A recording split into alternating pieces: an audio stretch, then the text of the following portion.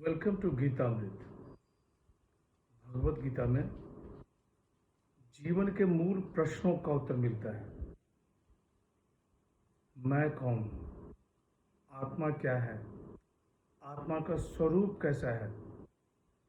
गीतामृत में इन्हीं विषयों का वर्णन सरल शब्दों में। पिछले सेशन हमने चर्चा की थी अध्याय 3 श्लोक 16 एवं 17। आज के चर्चा का विषय है अध्याय 3 श्लोक 18 एवं 19। अध्याय 3 कर्म योगा, द योगा ऑफ कर्मा, निष्काम कर्म। पूरे अध्याय 3 में निष्काम कर्म के बारे में ही बताया गया है। श्लोक 18, नैव तस्य कृतेनार्थो न कृतनेह कश्चन न चास्य सर्वभूतेषु कश्चिदर्थ व्यपाश्रय। सिद्ध पुरुष का कृत और अकृत से कोई प्रयोजन नहीं है, नहीं वह किसी वस्तु के लिए किसी प्राणी पर आश्रित रहता है। The sage who rejoices in the self does not gain anything by doing any action, nor he loses anything by inaction. He does not depend on anybody for anything. पिछले सेशन में देखा था कि भगवान श्री कृष्ण ने कहा कि जो आत्मा में ही तृप्त एवं संतुष्ट है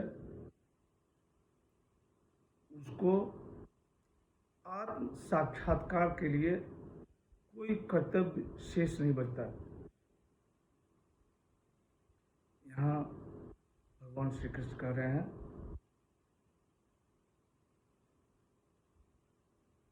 सिद्ध पुरुष का कर्म करने अथवा न करने से कोई प्रयोजन नहीं है, क्योंकि कर्म करने से उसे न तो कोई लाभ की आशा है और कर्म न करने से उसे न किसी हानि का भय। सिद्ध पुरुष आनंद के लिए किसी भी व्यक्ति या वस्तु पे आश्रित नहीं होता। श्लोक 19,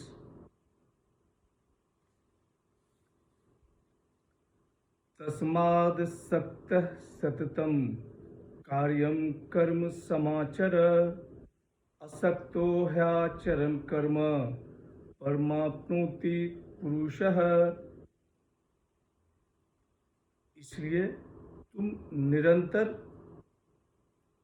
आसक्ति रहित होकर कर्तव्य कर्म का आचरण करो, क्योंकि आसक्ति रहित होकर कर्म करता हो मनुष्य परमात्मा को प्राप्त करता है।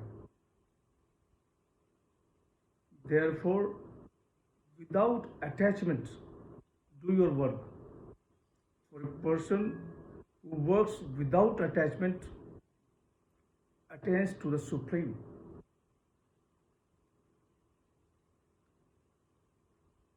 सिद्ध पुरुष बनने के लिए क्या करना है, यहाँ उसके बारे में बताया जा रहा है।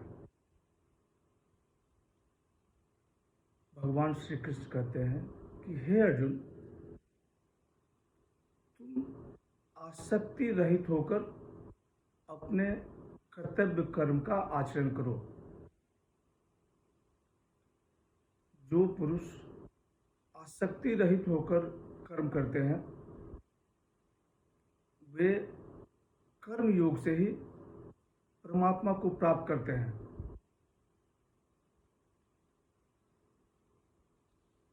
आसक्ति रहित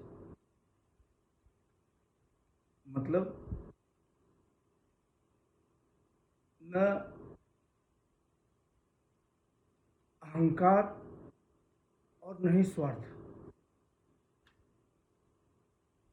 आसक्ति रहित कर्म मतलब ईश्वर के लिए कर्म करना।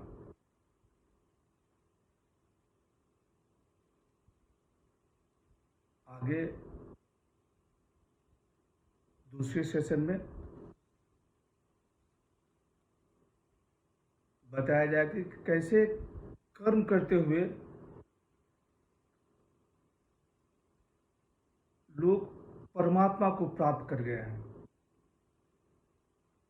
आज की चर्चा यहीं समाप्त करते हैं। ओम अस्तु मा सद्गमय तमसो मा ज्योतिर्गमय मृतम गमय। ओम शांति।